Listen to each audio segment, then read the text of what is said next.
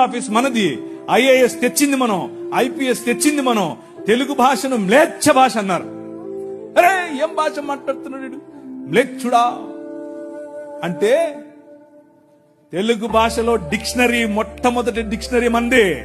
మీ నాయన రాజు, the king, మనం ఇచ్చాం. CP brown, he was a machinery.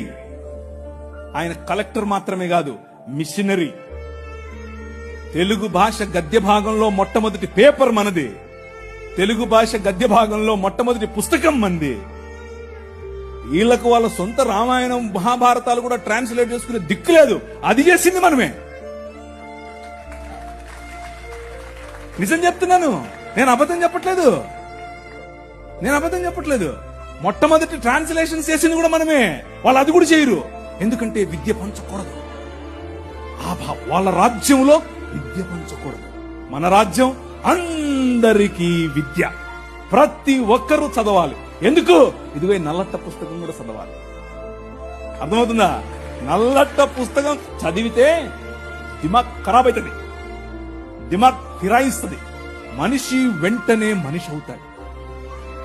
ఈ రాజ్యం మనుషుల కోసం రాజ్యం. ఆ రాజ్యం తలకాయలో నుంచి వచ్చిన వాళ్ళకి మాత్రమే రాజ్యం, భుజాల్లో నుంచి వచ్చిన వాళ్ళకే రాజ్యం. ఈ రాజ్యం అందరి రాజ్యం, అందరికీ సుభిక్షత, అందరికీ పట్టభద్రత.